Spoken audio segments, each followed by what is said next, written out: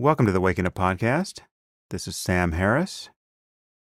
Okay, no housekeeping this time. We're going to get right into it. Today's guest is Zeynep Tufekci. She is a contributing opinion writer at the New York Times, and she is an associate professor at the University of North Carolina at Chapel Hill, with an affiliate appointment in the Department of Sociology. She is also a faculty associate at the Harvard Berkman Center for Internet and Society, and was previously a fellow at the Center for Information Technology Policy at Princeton University. And her research interests revolve around the intersection of technology and society. Her academic work focuses on social movements, privacy and surveillance, and social interaction. She's also increasingly known for her work on big data and algorithmic decision-making. And she's originally from Turkey and formerly a computer programmer, but has taken that background in interesting and increasingly relevant directions. And she's the author of Twitter and Tear Gas, The Power and Fragility of Networked Protest. And we get into many interesting topics here, relevant to information security and things like WikiLeaks and ransomware attacks, the fake news phenomenon, all increasingly relevant as we depend more and more on the internet and draw our beliefs about reality from what happens there. So without further preamble, I bring you Zeynep Tufekci. I am here with Zeynep. Jesus, Zeynep. I know. I swear to you that no bungling is a fail because there is no baseline. So go for it. The mind was willing, but the tongue failed. I don't blame you. It really it's an isolate language. It has no relatives either. We're a freak of nature language. So All right. Well, I am here with Zeynep Tufekci. Zeynep, thanks for coming on the podcast. thank you for inviting me.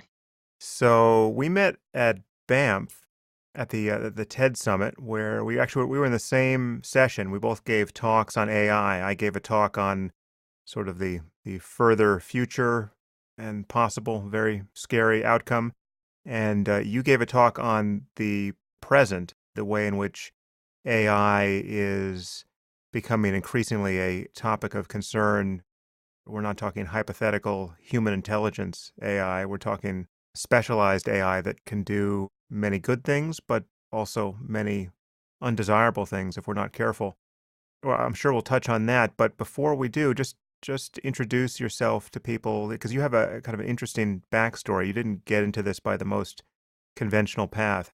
How did you come to be an expert on the sorts of things we're going to talk about in cybersecurity and social persuasion and organizing movements through social media?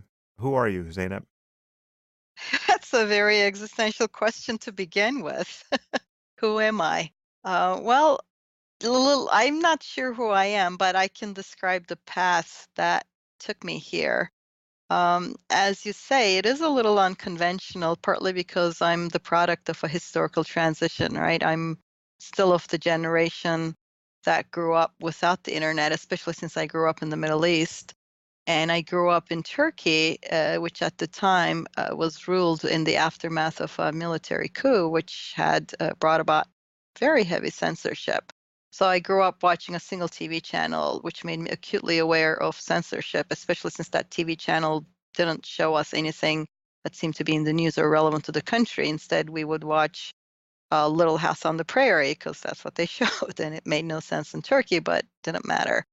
And I started out as a kid really interested in math and science and physics and all the things that kind of geeky kids are interested in. And I really enjoyed learning about it. But early on in my life, I got terribly concerned about the ethical implications of technology, especially since what happens to many kids like me happened to me too. I call it the atom bomb problem for kids into science. At some point, your excitement hits this wall because you learn about the atom bomb and that it was enabled by great physics. The very physics that you admire and think is amazing is also what enabled this. And so you go into this tailspin.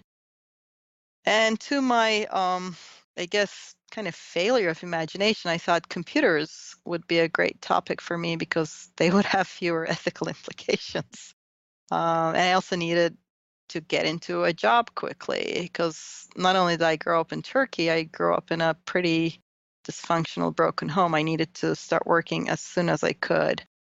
Started working literally as a 13-year-old and then as a programmer as early as a teenager, 16, 17. So I had this sort of very unusual path that I found myself in a technical job in a country still under pretty significant censorship and closed public sphere without the internet. And I found myself, because of my technical job, I found myself sort of glimpsing the future, kind of this parallel existence where I'd work at IBM, which had this amazing intranet that allowed me to talk with people around the world almost as an equal, right? And, I mean, here, there I am, a teen girl, kind of with all that goes into it in a country like that, pretty much anywhere in the world too. But I'm on the intranets kind of as a person and taken seriously. It was just, the early promise of the internet people kind of laugh at right now. It had a reality to it. So I sort of just got enchanted by this possibility. And I was also fairly interested in how do we bring about change? How do we bring more freedom? How do we bring more compassion and reason to the world? And I thought, this is great. This is going to change everything. And I really wanted to study it. And I switched to sociology kind of along the way, but not knowing what exactly would make sense, right? I was just trying to find my way. And because such things often happen in the United States, I found a way. I kind of stumbled into graduate school in the United States, trying to understand all this better. And in the meantime, as I was struggling with trying to understand and think through, the world was progressing. We started having, more and more digital connectivity. And sometime I think around 2004, I stopped having to explain why computer science, computer programming, and sociology and social science were related because Facebook happened. And it was, I think, the first time that a lot of people who are not specialists kind of had this very visceral reaction to how their social world is being changed by this new platform. Questions of privacy and other things became very prominent in people's mind. And then fast forward a little bit, Arab Spring happened, which is exactly what I study, social change and social movement. So I started studying that. And then the Gezi Park protests happened, which again happened 3 blocks from my uh, place of birth, that close to home. So I went there, and now I'm, sort of trying to focus on the future and understand how the methods in both artificial intelligence like machine learning and the Silicon Valley business models and the world we are in, politically speaking, what does this intersection mean? How do we understand the rise of authoritarianism? How do we think about technology's role in all of this? And the security part that you mentioned, I got into it partly because I work with so many people in social movements and journalists that they're kind of like the canary in the mine with the insecurity in the internet affects them earlier on because they're targeted. So I got into that part too. I guess I'm a mutt in, all of these particular fields. It's that intersection. And it turns out it's a relevant intersection. And so here I am, to the degree one can answer this question of what I'm studying right now and what I'm thinking about right now. Well, it's all too relevant and only becoming more so. And as you say, the first blush of enthusiasm for the internet connecting us all as an unambiguous good, that has faded. And now we're discovering that as this technology connects people and empowers us, it's also fragmenting us in ways that are fairly difficult to correct for. And it's creating new levers of influence that could lead to more authoritarian control and perverse forms of persuasion. And you told me in the setup to this that you were worried about something you've called surveillance capitalism. How do you think about that? What is surveillance capitalism? So here's what I think about this. We have this scary convergence of a couple of events. One of them is the business model on the internet for the sort of platforms that most of us use, like the Facebooks and Twitters of the world, it's capturing our attention and persuading us to, at the moment, click on ads. So there's an enormous amount of brain power going into how to make us buy 0.003 more shoes per person on average. You have this whole infrastructure that is collecting our data, that is doing, hundreds of thousands of dynamic tests on the platform just to persuade us to act in a particular way for commercial reasons, right? To make us purchase things. And this is happening in increasingly through technologies that are like machine learning, which is a form of computer programming that is different than the past in that we don't program it anymore. We feed the machines a lot of data and they create these large matrices and calculate certain things. And just like the brain, that we can't really see what a person is thinking if we slice their brain. With machine learning, you don't really see exactly what's going on. It just spews out classifications. It says, do this, do that, do this, do that. It's probabilistic, but it works pretty strikingly well for the things that we're using it for.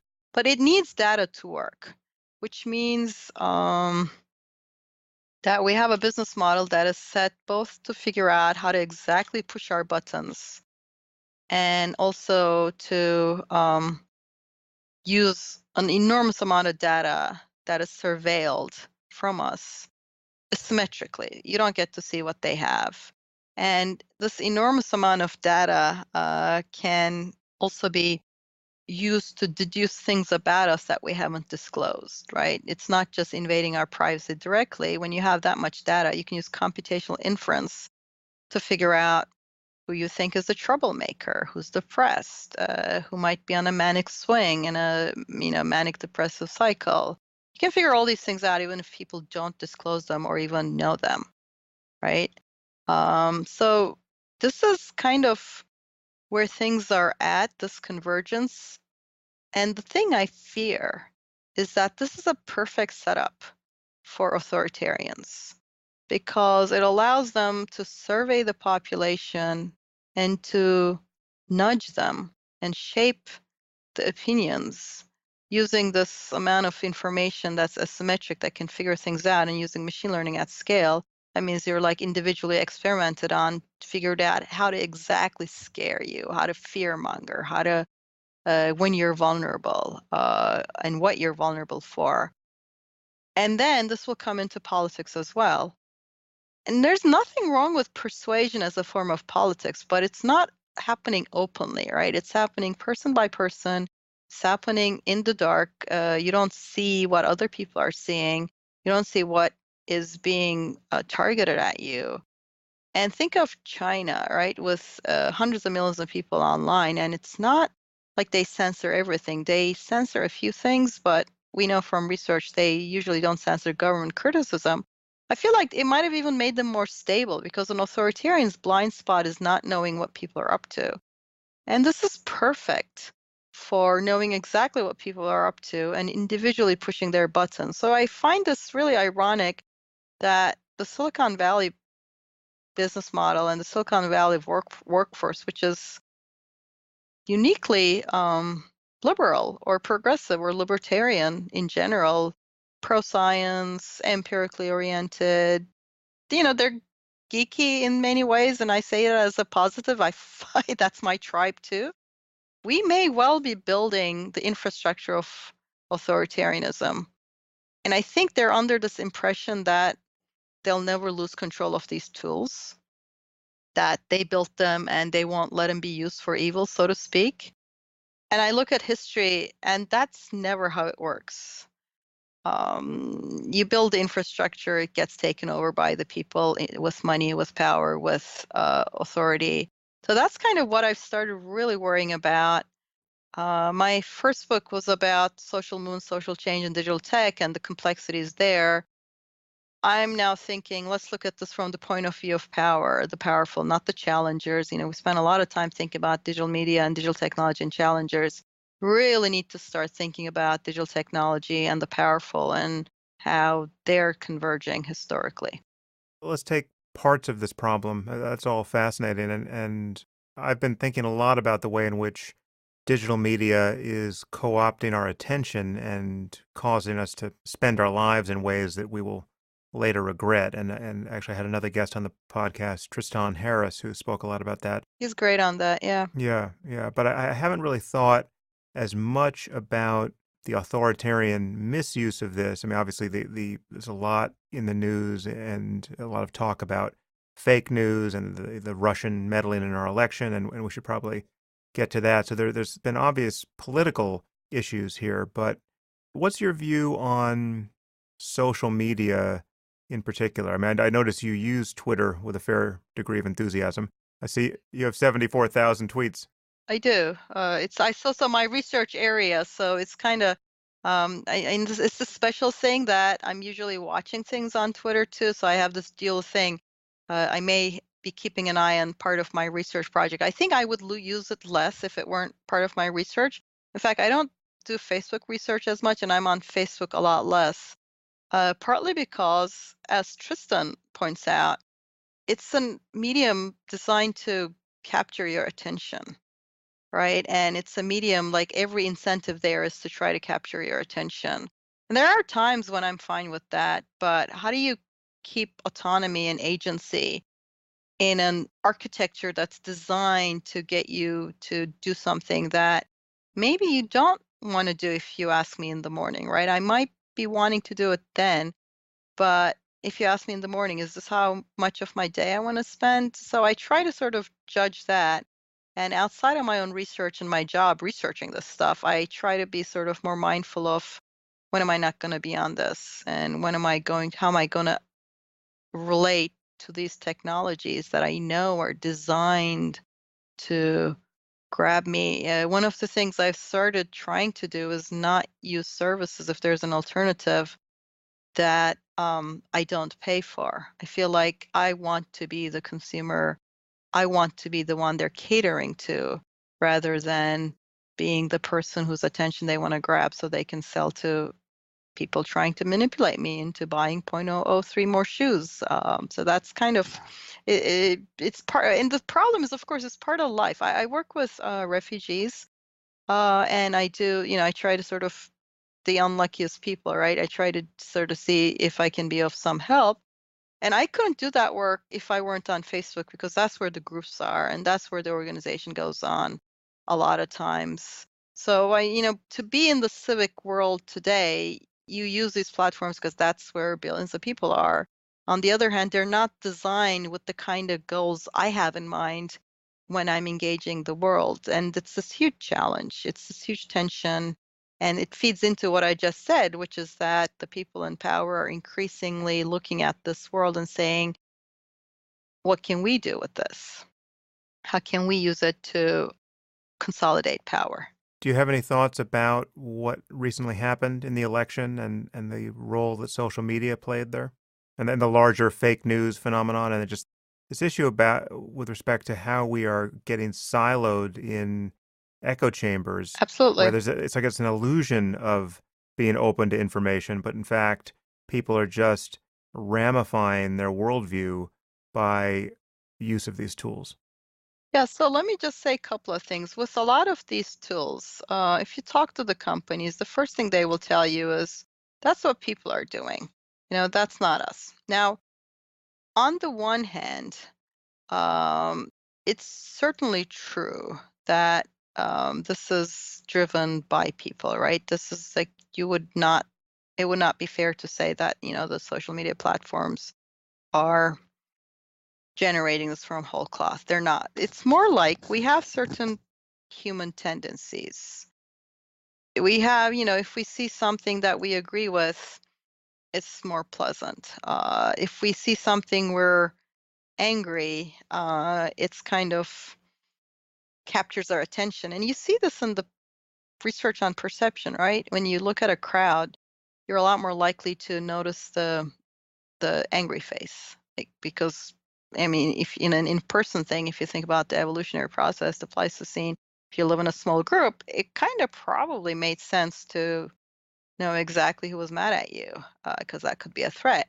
So there are all these things that we already have tendencies for. I liken it to having an appetite for sugar and salt, right? It's a perfectly reasonable thing given our evolutionary history to be into sugar and salt. The problem is very rapidly, without any time to adjust, forget evolutionarily, culturally, we have shifted to a world where we're supplied with we're not just supplied with extra sugar and salt. Social media platforms use sugar and salt to keep you there, kind of like a salt lick used to shoot animals. But instead of shooting us, they're just capturing our attention. They're selling us shoes. And that's, I think, big part of what's going on with the election too. What happened is we got siloed, of course. And I for my because of my work and because of my sensitivities to authoritarians, I guess I started following social media, Trump social media, very early on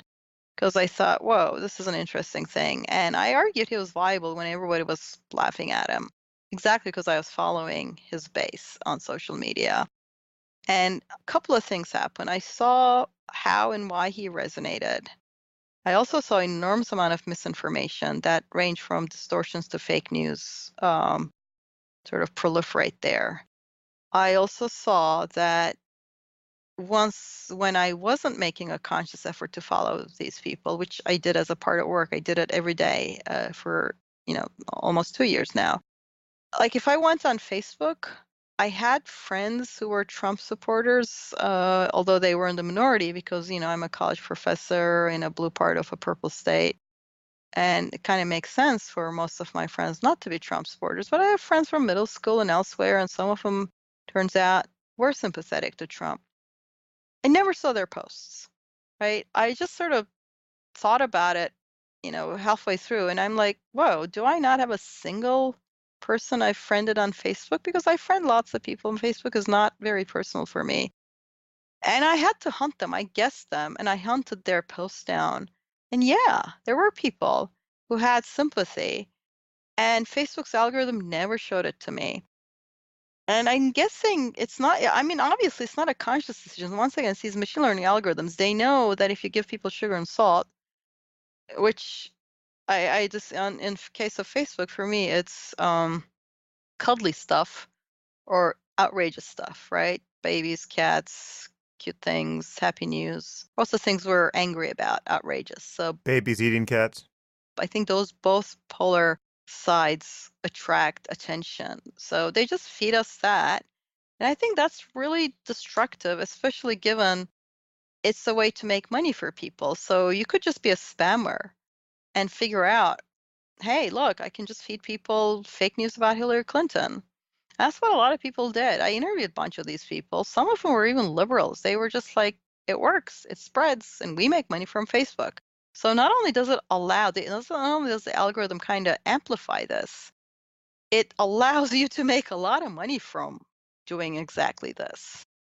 And I'm not saying mass media was ever perfect. Many failures there, but this is a new onward world to have no checks on, no ethos against this kind of misinformation. So about 4 or 5 years ago, 5 years ago now, I wrote this article for the New York Times, worried about the Obama campaign's use of data, right? Because they were already sort of developing all these methods to target people and to try to persuade people using statistical data they had on them. And I said, look, I understand campaigns want to win, but this kind of, asymmetric accumulation of data, where it goes far beyond just, which magazine you're subscribed to. And the kind of smart targeting has the potential to gerrymander us down to the person and have politics only be about people who are persuadable and all these sort of downside effects of having the public sphere become more and more private and more asymmetric in how it operates. And I got a lot of pushback from people in the Obama campaign and people in the data science world. And one of the things I was told was, one, I was told this will always be on the side of people we like, people told me.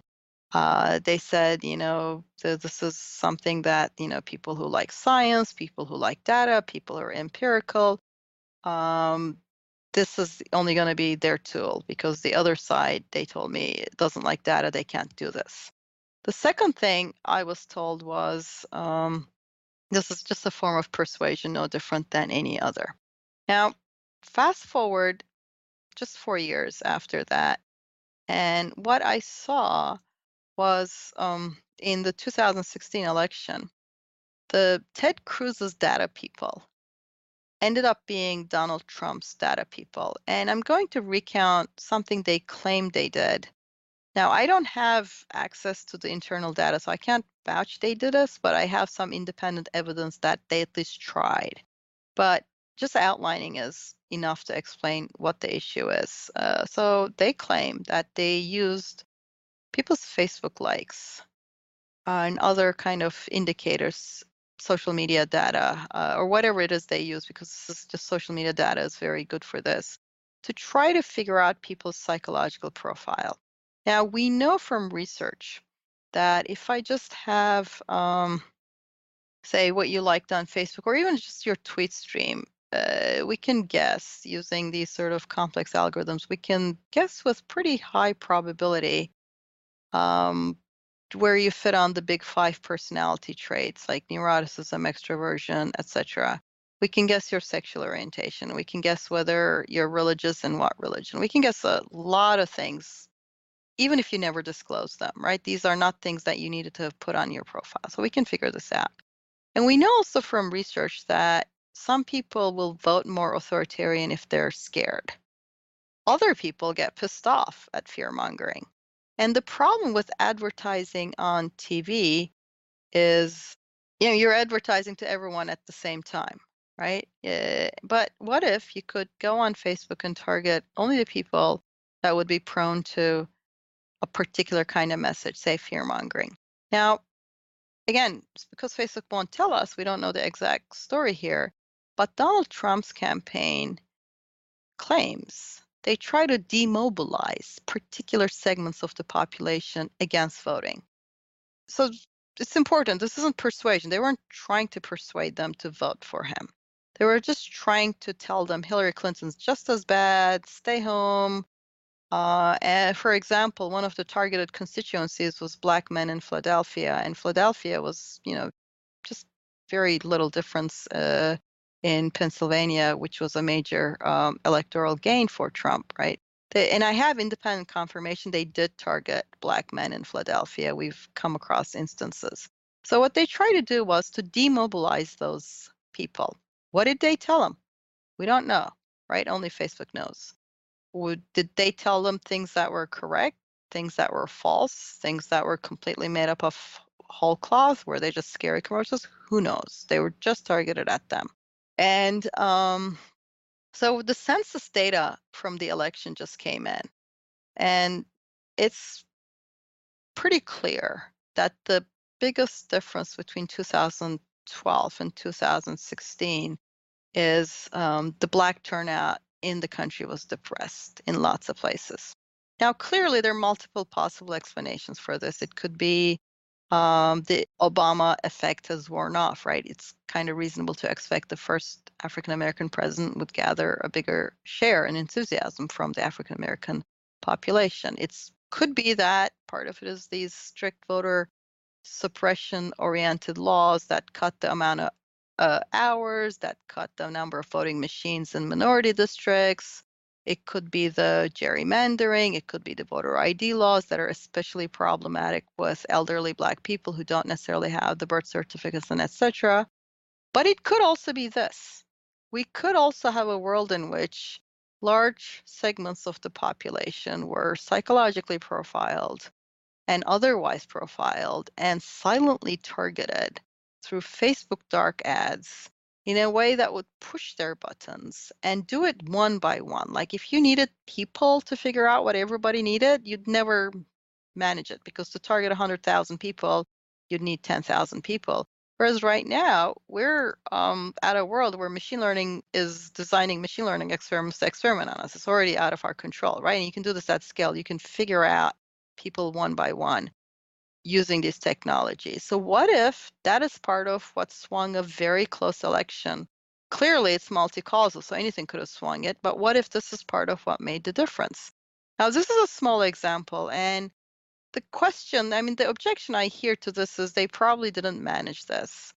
My answer is, well, we don't know. And if they didn't manage it, this is where things are going. You see what I'm saying? This is what my concern with surveillance capitalism meets authoritarianism is, that the business model of capturing your attention, profiling you, and trying to persuade you to buy that extra shoe is very compatible with a manipulative public sphere where you don't get to see what is even contested because it's so segmented person by person.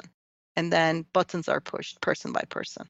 That makes sense? Yeah, yeah, that's all very interesting. I think most people at first glance will understand what's wrong with targeting people, however individually, with fake information, with lies, with fake news stories, and persuading them that way. That's clearly a problem, and we have to figure out some way to correct for it. But as you said earlier, persuasion is just persuasion. There's nothing wrong in principle with persuasion. And so it may not be clear to people why there is a special concern around the segmentation of the population with these tools when you are validly persuading them.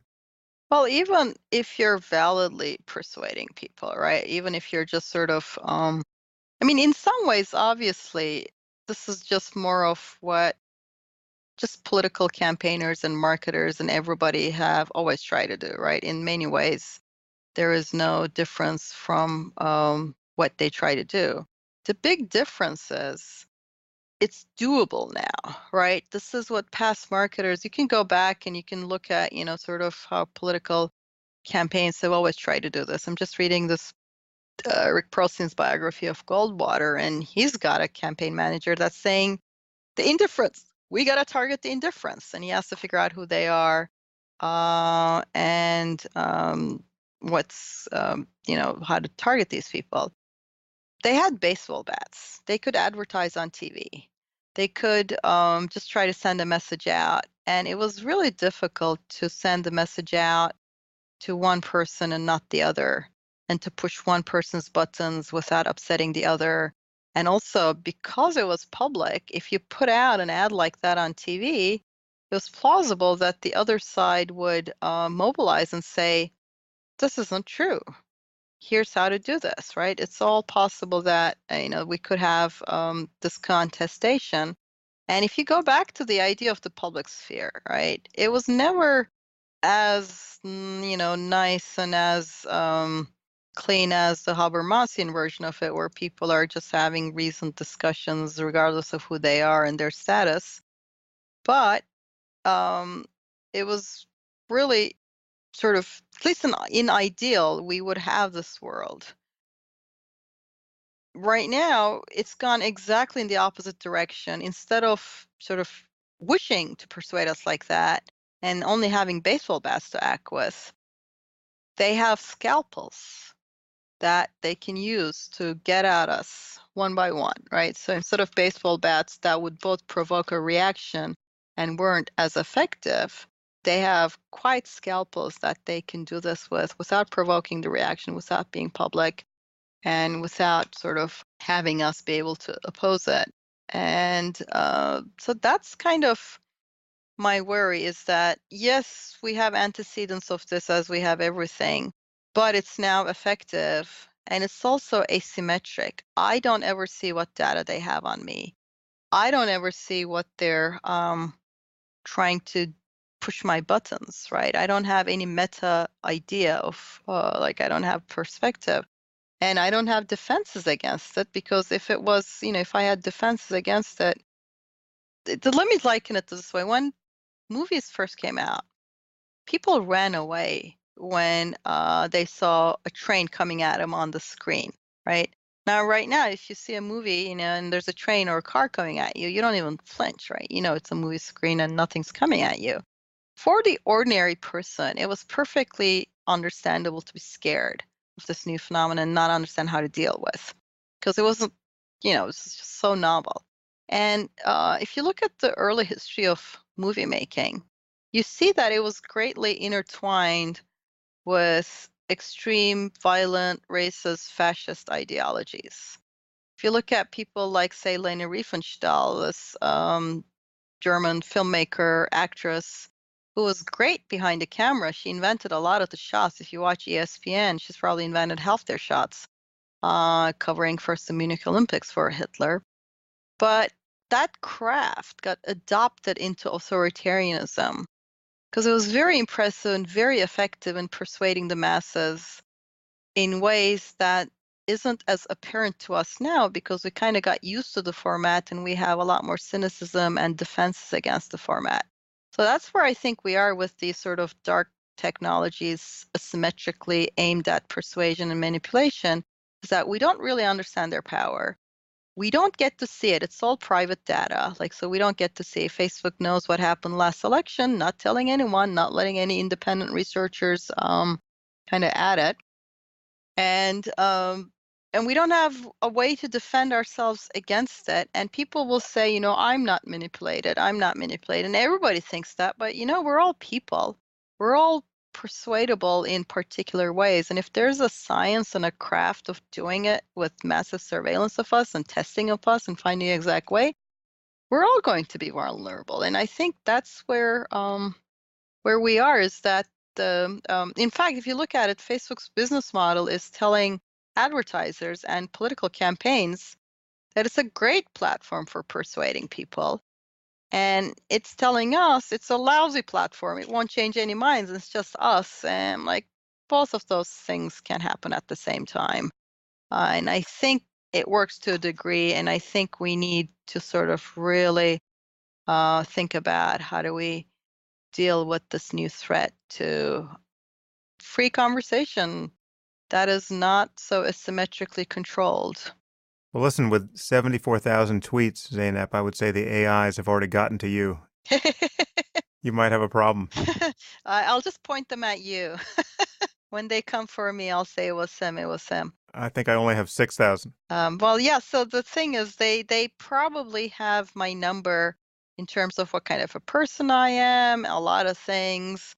Although on the other hand, I study these things a lot, so I'm always watching. Every time I'm advertised, every time there's a dynamic change, every time something happens, I'm constantly trying to probe and get at it. And despite that, I wouldn't trust myself to be immune to it at all. And that's the reason. I mean, there's a strong reason to construct, for example, I think places for children that are free of advertisements directed at them. I think children don't have yet, especially younger children, don't have the way to assess the credibility. And it's something that part of, parenting is to teach them how to assess manipulative messages directed at them. So it starts from protecting them to educating them.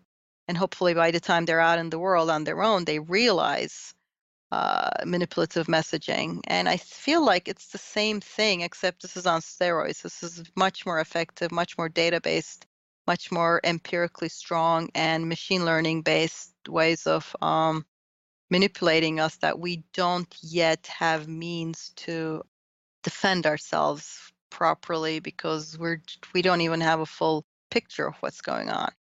The degree to which our economy depends on advertising, in particular the digital economy, it's stunning, and most people are fairly oblivious to the downside apart from not liking some annoying ads, but they don't see how the incentives get aligned perversely. Absolutely, absolutely. I mean, advertising, if it was done kind of very low key and informationally, it doesn't sound bad per se, but let me put it this way. It's very easy using people's social media profiles, just their posts, public stuff. You don't even have to read their secret message or something. It's fairly easy for a computational inference system to predict the upswing of a manic swing in a bipolar person, right? In fact, using the data, you can see it coming before it's clinically manifest. And you can probably see it even if the person hasn't said a word about it to anyone, even if they feel it. And we know that people on the upswing like that, they're prone to spending money and travel, and they become more reckless and more compulsive. I mean, can you imagine? And I'm not even it's perfectly reasonable to assume that a machine learning algorithm, which is a black box, so you don't even know it's doing this, could target such a person with discounted ads to Vegas, right? Here's you just discount the plane ticket to Vegas.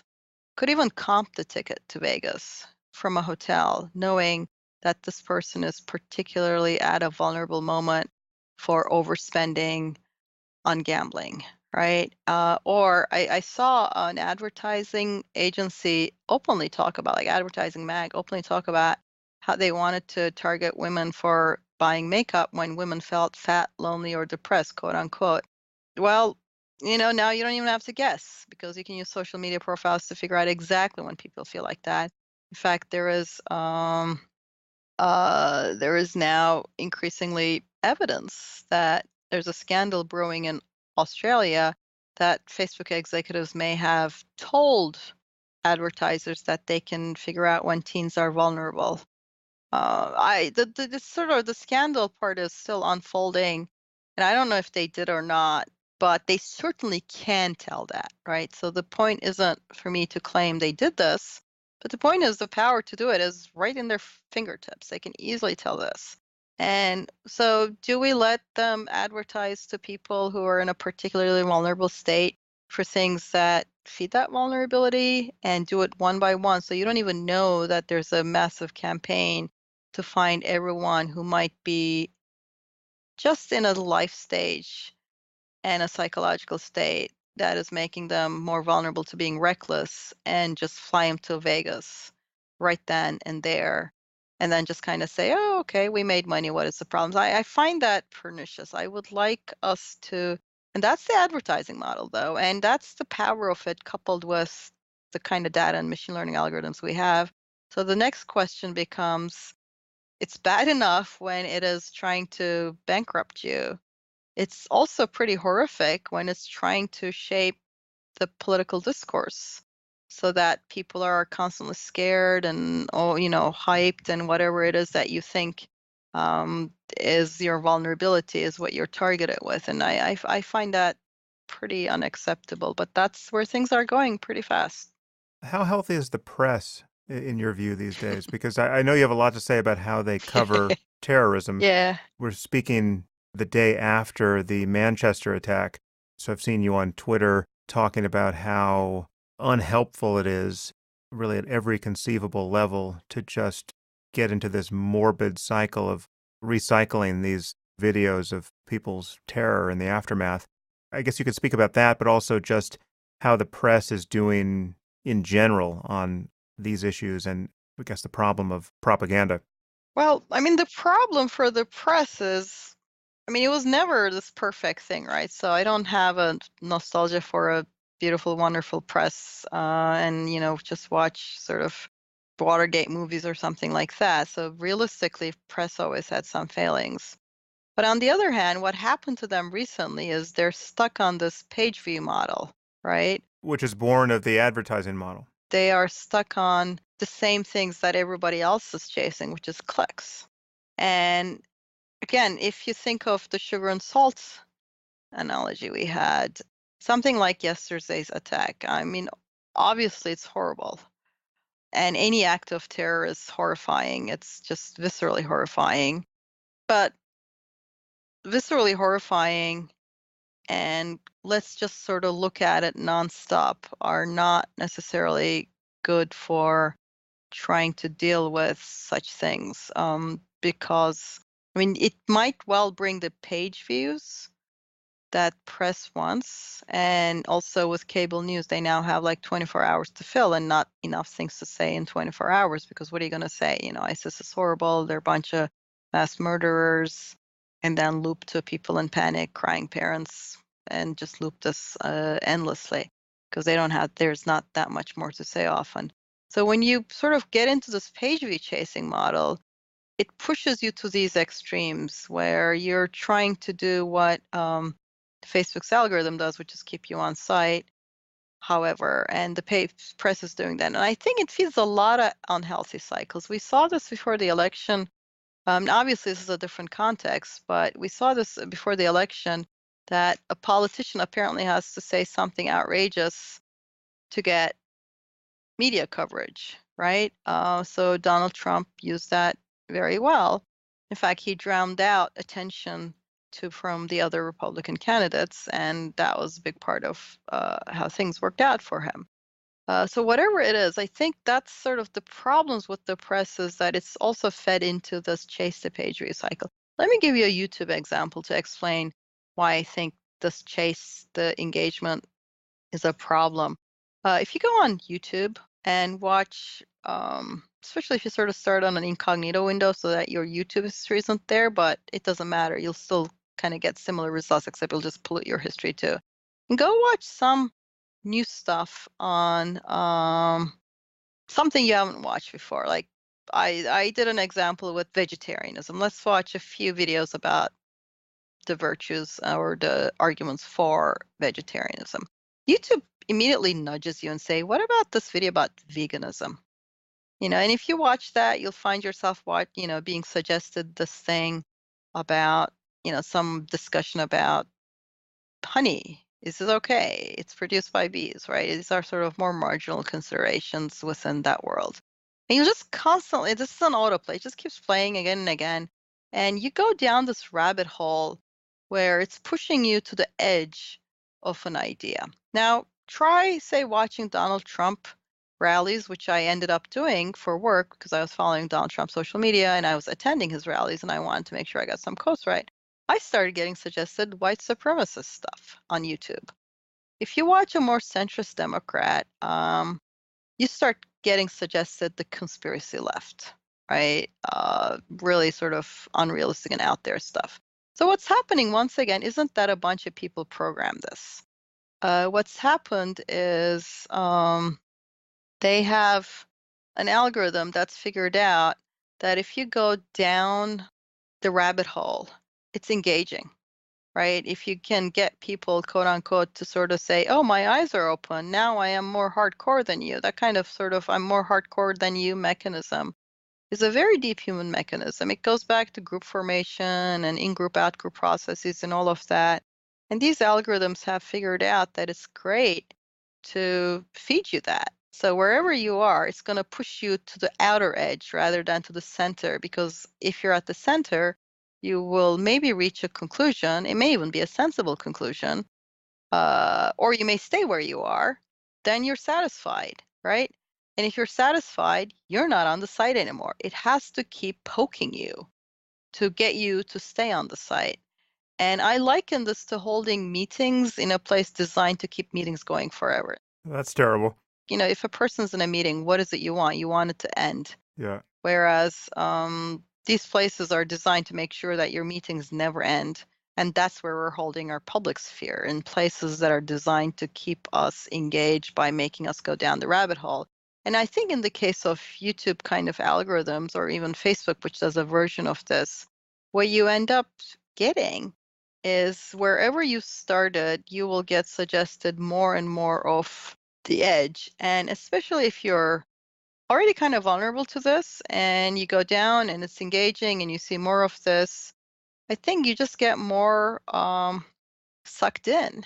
And this doesn't happen to everyone, but clearly it happens to some number of people. And I think that's really not good for the world. We see the sort of, if you look at the stories of people who turn into sort of these sensational mass murderers, where they go and just try to do something that's driving high publicity, And you see this across the political spectrum. You see this in sort of the religious-inspired ones. You see this in the white supremacists. You see it even in school shootings, which are sort of done by younger people. But you often see a trail of you'd see a trail of sort of online self-radicalization.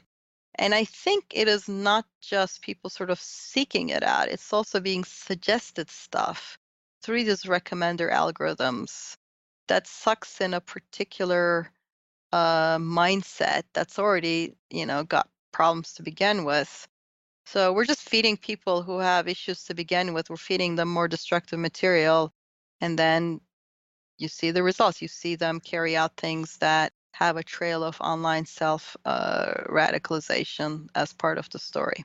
Well, to take your meeting example, which I love, it's not just that the meetings are being prolonged, it's the algorithm is inviting crazier and crazier persuaders to the meeting. Absolutely, yeah, yeah. That's truly perverse. And yeah, you're there and you're fighting the meeting, right? And you're frustrated and you try to argue with people and you yell at them.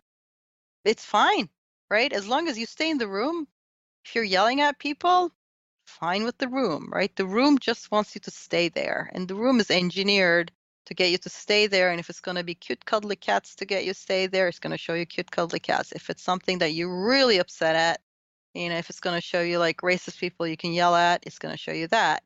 Whatever it is that keeps you in the room. So it's a big bias. It's just a bipartisan bias. So everybody sort of goes, the people on the left say it's a right wing bias, the people on the right go, it's a left wing bias. And it is definitely a bias, but I think it's a nonpartisan pushing you to the edge of whatever to keep you in the room kind of bias. It's every conceivable bias. It's the magnification of your own tendencies by this description. Yeah, yeah, right. So, what's your view of WikiLeaks?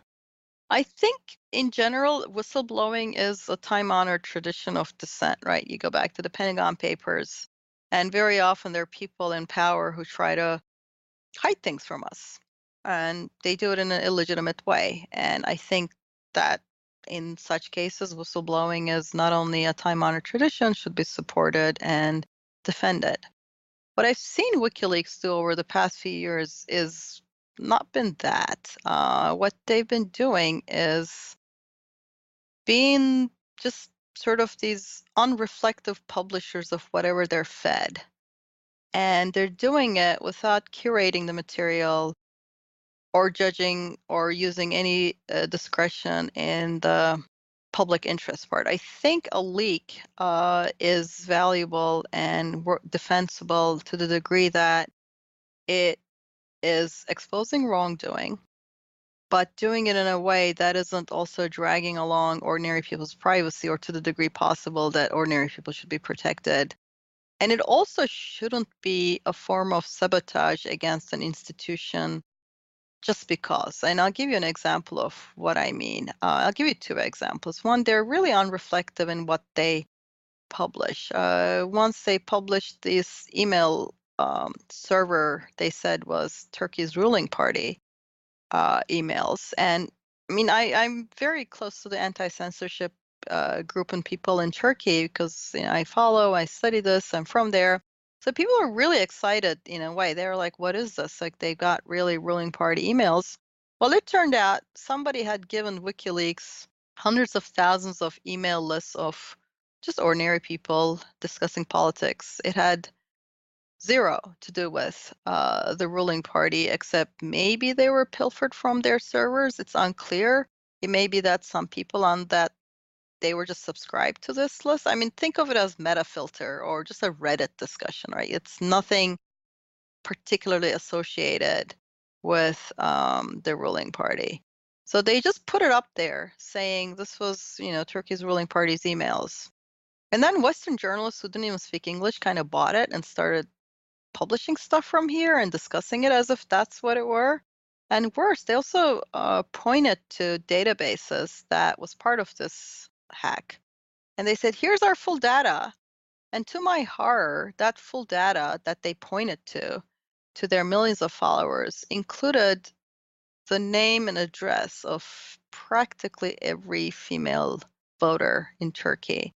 And I think that is what makes me think that they got this from the ruling party servers is that they probably got some sort of voter database, which in Turkey aren't public to this degree. You don't have people's names and addresses. And I could find the names and addresses of a lot of dissident female journalists I know. For him, this kind of, exposure is pretty risky.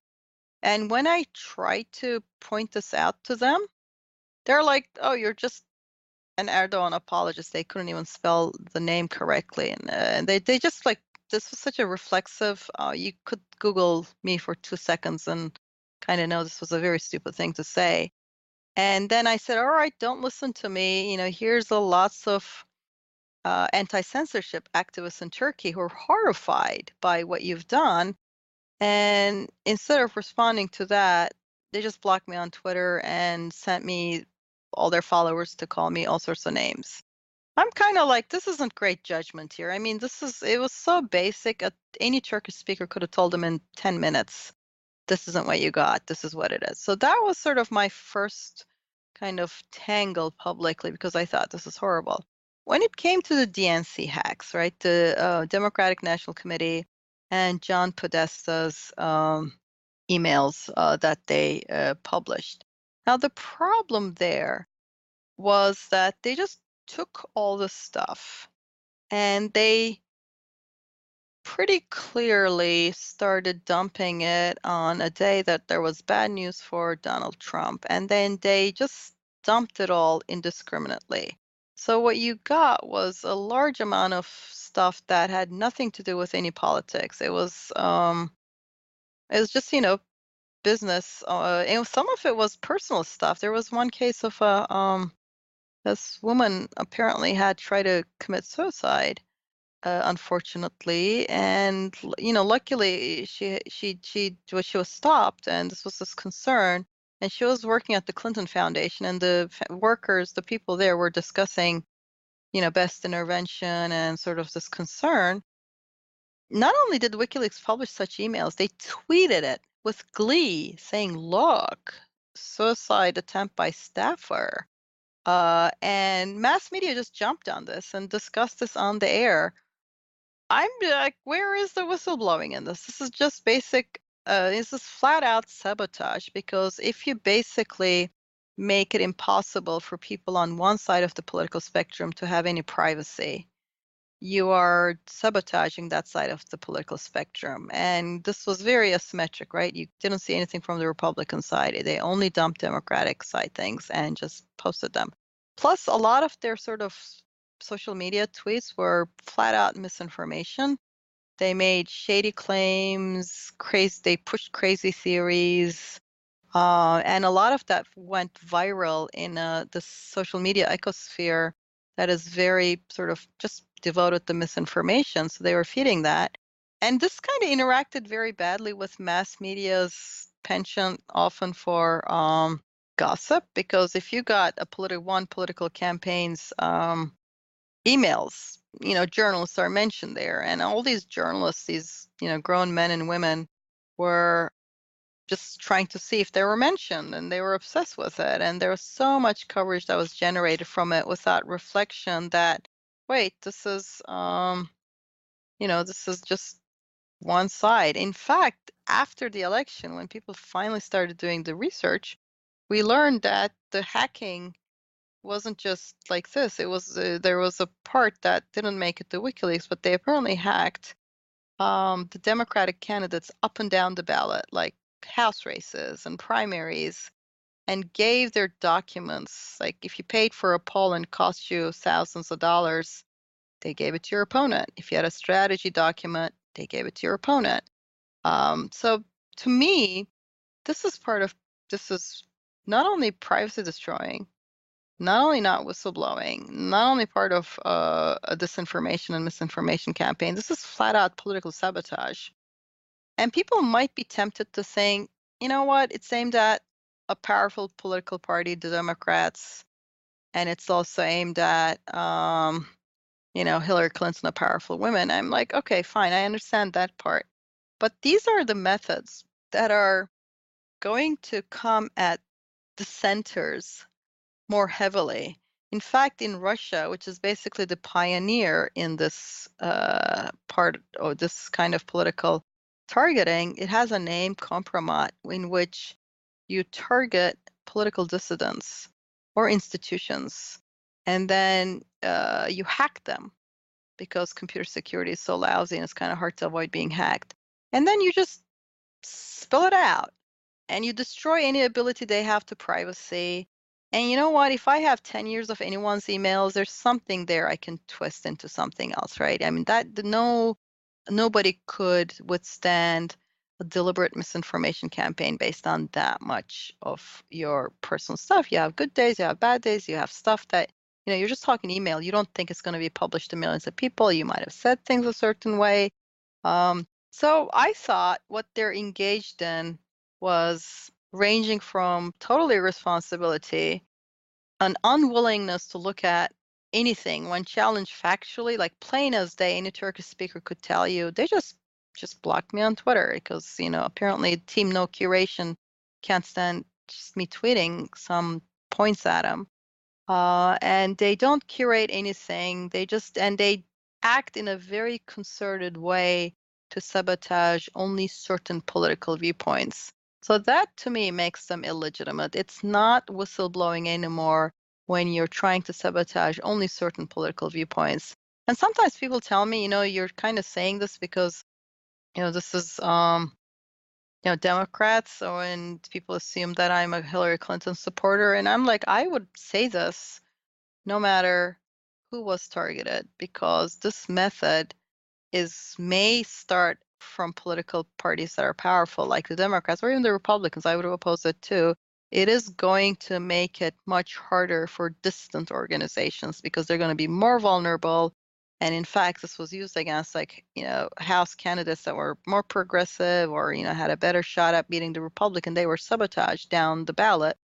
And if you're sort of a dissident organization around the world, there's going to be something in your emails that can be used against you. There's going to be something in your internal conversation that's not for public that's going to be used against you. There's going to be some things that are just personal and private and none of anybody's business, even if they may be curiosity provoking. So I feel like this method was so pernicious that I really would have liked it to have been shunned as a method. Instead, what we saw was a large number of social media misinformation based on it, and mass media just going to town with it and saying, all right, let's publishing from it as if it was just drip, drip, drip, which really consumed our attention before the election when there were a lot of things to cover, and there were a lot of things to cover on both sides of the political spectrum. For example, I saw a Washington Post front page. That was a WikiLeaks hacked email. That was literally, let me see, this was October of 2016. I don't remember the exact date, but they published in their front page something that said, Clinton worried about Bernie Sanders, something. And it turned out it was an email, maybe 2 years old email, maybe a year and a half, that some Huffington Post blogger had sent to John Podesta, right? I mean, it's October of 2016. We're facing this election between Donald Trump and Hillary Clinton, and they're literally on their front page reporting what a Huffington Post blogger had sent to the campaign. So it's not even the campaign sending anything out, because it just fits with stoking some divisions and it just gets eyeballs and it's just easy. It's right in front of you. In the meantime, if you look at just sort of do a random, not random, but just sort of do a eyeball check of how many stories there were about the conflict of interest from Trump having such a business empire and becoming the president, which clearly you would have thought in 2016 of October, it would have been a big topic to cover, right? Barely any stories. I searched them one by one, and I couldn't find really any. I found some, but they were really minuscule compared to the WikiLeaks coverage and all of those things. And I don't mean to say they should have given Hillary Clinton a break. There are a lot of things that I think they should have covered about her that got drowned in this gossipy coverage that was pushed by WikiLeaks. And there are a lot of things that should have been covered about Trump that got drowned in this, again, gossipy WikiLeaks coverage, which made for more interesting stories. It's, you're like rifling through somebody's closet and there might be something you're curious about, but that doesn't really mean it belongs in the front page of a newspaper. So I think it was a multi-pronged act of sabotage, and I don't think it was good for the world. And I do support transparency from the powerful as appropriate. But if you do this in this no holds barred, I'm just going to go in with a baseball bat and expose everybody so that one party can't strategize, have any internal conversation, and their staffers have no privacy, I don't think that's good for the world. Changing topics slightly here, but tell me what happened and what's happening in this new category of cyber attack with those ransomware attacks on hospitals. So this is a really difficult problem because what we have is the internet is a network that was started as a little network from trusted parties, right, to one another. People want, you would just within the academy or military. So it doesn't have any built-in security. You're supposed to, it's assume you know who the other person is interested. And then on top of that, we had a few companies, especially Microsoft, but others too, that build software very fast. And there are ways that we know how to build software so that it's less susceptible to hacking. You can sandbox the sort of program so that everybody's playing on their own sandbox. You can segment stuff. You can watch the memory. You can sort of mind your buffers. There's all these ways that computer scientists understand how to build more secure stuff. Well, none of it was really built in. I mean, for decades now, we've had, I mean, to be honest, barely functioning crappy software. I mean, it kind of works, but under the hood, it's ugly and insecure. The ugly isn't that much of a problem, but the insecure is a lot of problem. And it was during this time that software started basically eating the world, right? It started getting embedded in all sorts of things. And so what happened with the last ransomware attack, it kind of like this. There's a lot of things where people are using older operating systems like Windows 7 or Windows XP, and they're often embedded in bunch of industrial systems or other systems. I've heard examples from MRI machines in hospitals to somebody has a thing that weaves cloth and it's just got an embedded XP machine. Now the thing works as embedded, but in reality, it's this faulty operating system and it's embedded and held there by duct tape. Plus, when Microsoft has gotten better recently with Windows 10, but the problem there is the updates they bring you the security updates so that you're more secure, but very often they're very privacy invasive. I mean, currently Windows 10 advertises at you. Why, right? What kind of I'm just suspicious of anything that advertises at me. And it also is doing all sorts of behavioral targeting, I think. I'm not sure. I would like to know more. And it's kind of pushing various content. It's just sort of bothersome to me that it's doing all of this. I mean, it's to the degree that European Union is investigating the privacy violations in Windows 10. So you're in this no-win situation. If you stay with your old software, it's crappy and insecure, and you can't really sort of trust the security, and you get ransomware hacks. I think you should define ransomware in general. Many people haven't heard this term. Yes, okay. So ransomware is basically a computer program that hacks into your computer's memory and hard disk and takes over it and encrypts it, and then says, I'm not going to decrypt this and let you have it back unless you pay me, usually in Bitcoin, which is a hard to trace cash mechanism. So that's basically what happened to people in the last ransomware attack. And the reason it happened has something to do with the NSA, because the NSA released a bunch of, the NSA lost control of a bunch of tools that got leaked, and some of the ransomware comes from those tools. But to be honest, a lot of the older operating systems have so many weaknesses that even if the vulnerabilities that were released by NSA hadn't been released, they're just out there. So I have a lot to say about, criticizing the NSA for the kind of surveillance, and it sort of uses the weaknesses to spy on other countries or whatever else it's doing rather than, using its expertise to try to defend people from being hacked, which is part of its charter. But in this particular case, it was really, I mean, it's just really true that our older software is insecure. And the newer software may be more secure, but it comes with privacy invasion. So a lot of people are reluctant to upgrade. And also, often the upgrades break the embedding of your software with your MRI machine. So the problem here is that a lot of software people expect, like, in 10 years, it's ancient, move on, get some new computers, right? Well, if it's in an MRI machine, I can't throw out my MRI machine in 10 years. So there's a mismatch between the age at which we think software is ancient and should be discarded and the industrial and other systems that we're increasingly embedding software in.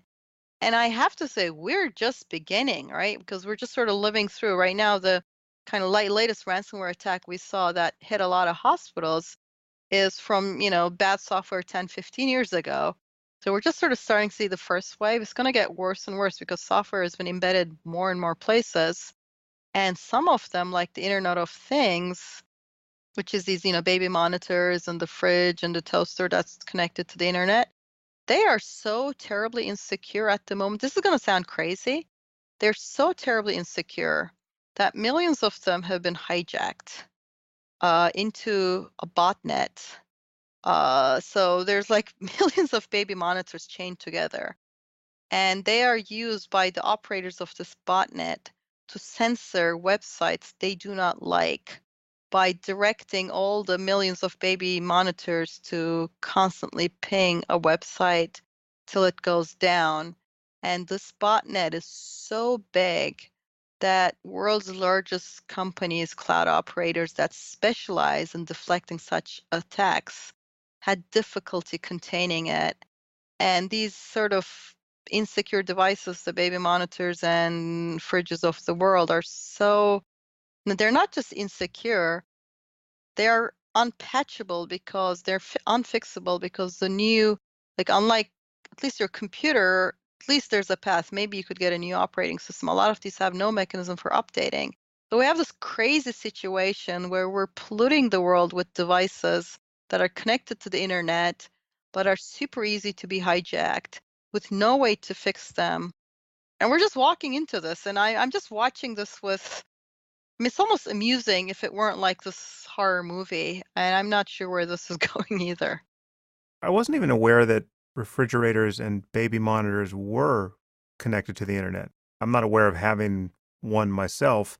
If you have a device that's connected to the internet, is it always obvious that it is? Sometimes not. I mean, some of these things people don't understand that it has an IP address. I mean, if you can operate it from your phone, it almost certainly is.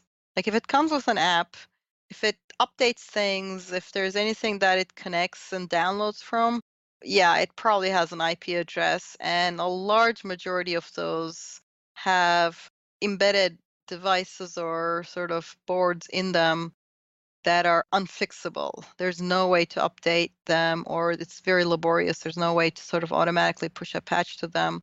And they're still being sold. And the problem is the incentives here are totally misaligned because the people selling like these sort of crappy, insecure devices, they pay no penalty because once it's out of their hands, it's like it's out of our hands. Sometimes it's just the components. They're all mass produced in China by a few big companies, and they're all got the same insecurities, and the manufacturers are buying them.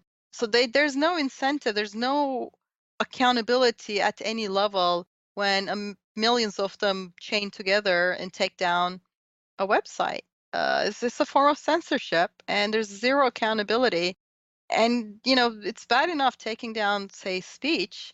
What happens if they attack some critical infrastructure? What are we going to do with it? I don't even know what we're going to do with it, but I don't think it's that unlikely that such things will happen. But just to be clear on this one consumer point, unless you're sticking an Ethernet cable into the back of it or giving it your Wi-Fi password, if you're not doing one of those two things with this new device you got for Christmas or installed in your kitchen, is there any third way it could be connected to the internet? I mean, they're not releasing things that get on the cell network or anything like that get assigned IP You addresses. have, I mean, you really have to check if it has a IP. If it's communicating with the outside world, it's plausible. And baby monitors are so easy to hack that there was a website that got taken down, but it's not because it wasn't plausible. They could just randomly hack into random baby monitors. It was horrifying. You could just sort of cycle through and see somebody else's baby sleeping or crying. There there's no oversight on this. I mean, there's no authority in the world that says, wait, I mean, at a minimum, they should be able to be fixed somehow when they have a weakness. There's no mechanism most of the time to fix them.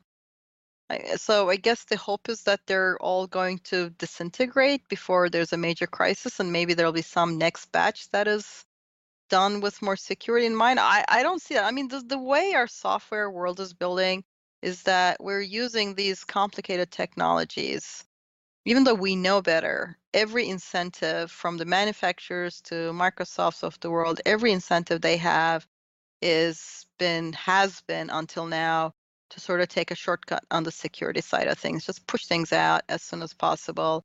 And that's paid out really well for Microsoft because they push things out earlier than others. They became dominant. They have $100 billion in cash just hoarding, sitting there idle, right? So they're a very powerful company. The strategy worked really well, except there's now this technical debt, right? There's now this infrastructure debt, and it needs to be fixed somehow. With Microsoft, the ideal would be that everybody kind of got up to better operating more recent stuff.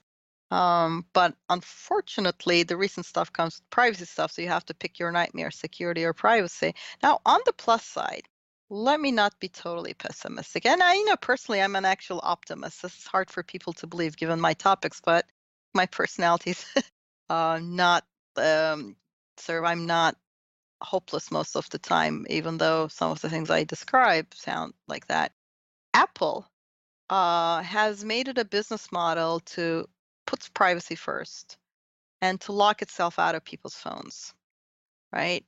Now, I'm not happy that Apple phones are so expensive and they're quite profitable. So I would be really happier if they made a little less profit so every activist and journalist in the world could get one of their phones. But so it's possible to have a business that does it well. Apple has privacy built in by hardware into an Apple iPhone. If you want to keep people out of your Apple iPhone, that's where you have the best chance. Chromebooks, if you sort of tweak the settings right and are careful about, using what you expose yourself to Google, and you could just go through Google's setting and make it log as little as possible, you can have a configuration that is really secure and hard to hack. You just have the problem of how to make sure that you protect yourself against Google, something like that. So there are these business models and options and ways of doing it. We just have to figure out, is there a way to get to more of that from where we are here, and hopefully bringing out both our older software and devices that are internet connected that are causing the kind of nightmare they're causing. On the topic of baby monitors and their indiscretions, I know a couple who came home from the hospital with their new baby and set up their baby monitor, and their first night there in their bedroom, and they're watching their baby on the monitor, sleeping peacefully in the crib. And then they see this strange set of hands and head come into the frame and lift their baby up and take it away. And so they Oh get the my. shock of their life, and they run into the room, and the baby is sleeping peacefully. And so they were just on the wrong frequency. They were just got their neighbor's monitor. These things are so insecure. And again, nobody pays a price for marketing an insecure device. And that's kind of what I think should end, is that we should hold these companies that are selling us stuff. I don't see insecurity as wearing out. If the software is old, and it doesn't have some fancy bells and whistles that newer software have, sure, I understand that, the company has a right to ask for money for that. But if it's got a security defect, that's a defect, and companies should be held responsible for defects in their software. And make because right now software is sold on an as-is basis. It's just like you don't have any accountability on anything that goes wrong with it. That might have been great for innovation, and I can really see the positives of having that as the model for how we build software. But I think given how prevalent and important software has become, it's time to tweak things a little bit. Innovation is great, but if software is going to rule so much around us, it really has to be done more responsibly from here going out. Well, Zainab, I just have a final area to talk to you about. And it follows directly from this issue of cybersecurity. Is there anything that you do personally in this area that you think our listeners should do? Absolutely. Do you use Wi-Fi at Starbucks, for instance? Yes, yes. So here's the thing. The first advice that nobody hears is update your software. I understand like sometimes it comes with a new user interface, it comes with tweaks you don't like, but given the state of things, updating software is like the number one advice you would hear from a security professional. Just if your phone, your computer wants to get updated, most of the time that's about security. The second thing I really recommend to people is securing their primary email. So whichever email account it is that you get all your account recovery from, that's crucial to you because if they can get into that, they can get into everything else, right? So the way to if your primary email is Gmail, there's a thing called a security key, which you can find, say, on Amazon for $17.99. It's this blue key, 17.99, not a lot of expenses that allows you to add the second layer of protection so that nobody can log into your account unless the physical key is inserted into the computer. And I will send you a link that shows screenshot by screenshot how to install this thing. It's actually pretty easy to use once you install it. So if you secure your primary email, that makes it much less likely that you'll be personally and viciously hacked because they can't really, if they can't get into that, they can't get into a lot of other things. And the third thing is don't reuse passwords.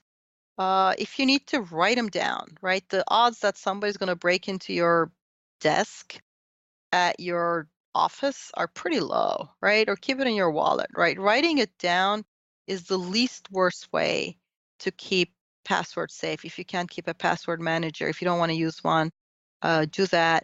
Because password reuse, what happens is if you use the same password in lots of sites, when one of those sites gets hacked, they now have your email and your password in that site. And there are these automated programs that will try it out on all the other sites and they will eventually get you, right? So that's kind of the password reuse is a huge problem with how people get hacked. If you're doing any sensitive work in the world, if you're a journalist, if you're an activist, if you're a dissident to anyone, and I don't like having to say this, but it's true, you have to use an Apple phone. Androids are just not updated frequently enough. It's a patchwork. It's really sad because Androids came from the idea that you could be open and it's a more open system. But it turns out, Hobbes may not have been right about everything in the world. And I don't think it was that right about humanity. But the internet right now is a war of all against all when it comes to security. And it turns out when it's a war of all against all like that, your best defense is hiding behind somebody who's going to protect you, maybe at the expense of closing down the platform. And that's what Apple has done. It keeps a very tight rein and it really prioritizes keeping your software secure and your phone secure. So if you're doing any kind of sensitive work, I recommend people use only Apple phones. And if Google steps up, I will be happy to recommend them. But if you're going to use an Android phone, The only ones remotely acceptable are the ones produced by Google, like Nexus or Pixel, because at least they get their security updates. So they're the least worst Android phones. And if you're sort of also for your computer, you're doing sensitive work as a journalist, I recommend people get a Chromebook and learn how to tweak the settings to minimize its exposure to Google, because Chromebooks are great. They're cheap and they're just very hard to hack. You just have, I just have to be careful about what Google can collect from that, and you can go through the settings like that. And finally, the thing that really isn't a big deal is antivirus. Everybody gets told, use antivirus. Not only is it not really necessary because of where things have gone. If you're on Windows, you should probably just use Windows Defender and nothing else. It's not clear that using an antivirus is safe. It's pretty clear not updating your software is not safe. So there's a way in which there's a snake oil industry telling people, buy this antivirus, do this, do that. And nobody's telling people don't reuse passwords and, update your software. But that's what you need to do to sort of, besides the common sense part, and get a security key, $17.99. And Gmail is probably the most secure email we have. And once again, brings the same problem. It exposes you to privacy issues. Finally, yes, I have one last thing to say. If you have sensitive conversations and you don't want to use Gmail, which you probably shouldn't because Google can read them, a great alternative is using Signal or WhatsApp on your phone. These are chat apps. I use mine with a keyboard, and basically they're what's called end-to-end encrypted. In the case of WhatsApp, it's owned by Facebook, and Facebook collects the metadata, so it can see who you're talking to, but it can't see what you're saying. And Signal is great because it works, it's easy to use, and not only can even the company can't read what you're saying. They don't even log who you've spoken to. And we know this because they've been subpoenaed and they have nothing to produce. So I think use your phone for chatting and use an encrypted end-to-end encrypted chat, and just don't use email for anything sensitive. Chat on your phone instead. Even do your work on your phone, preferably an iPhone, preferably on an encrypted chat program, and update your software and use the security key for Gmail, and you'll probably be way ahead of most of people. What about free Wi-Fi or Wi-Fi in a hotel? That's not a big problem. You just have to sort of know that. Really? Because I've been warned off that in very strident tones by people who fancy themselves security experts. It could be a consideration. The biggest consideration is they can probably see what you're doing. But if you got an up-to-date operating system, because they probably aren't able to do much with you. It doesn't really scare me as much to use Wi-Fi as long as my system is up to date and my email is protected with a security key. Because even if let's say there's a really way that they can't really get your password because it's HTTPS, they see what you're looking at, and maybe that's a consideration. Some people recommend using VPNs, but it's just sort of sad. There's nobody looking out for us. Even in the VPN world, there's a lot of snake oil there. There's a lot of VPNs that are just selling your data. So it's kind of like the cure is worse than the disease kind of situation. I have a few that I trust, but it's hard for an ordinary person to know how to be safe. So the best recommendation is be on a device that keeps you safe. And anything sensitive should be on Signal on your iPhone, and that will go a long way.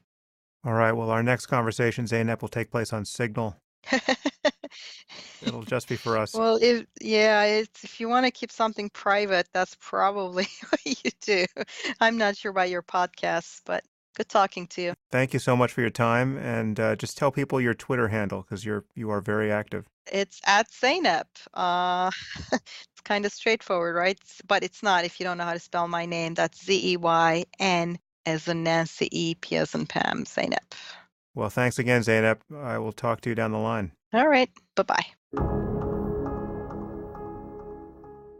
If you find these conversations valuable, there are many ways you can support this podcast. You can leave reviews on iTunes or anywhere else the show appears. You can tell your friends about it or link to it on social media. Or you can sponsor the podcast directly through my website. All the resources you need to support the Waking Up podcast can be found at samharris.org.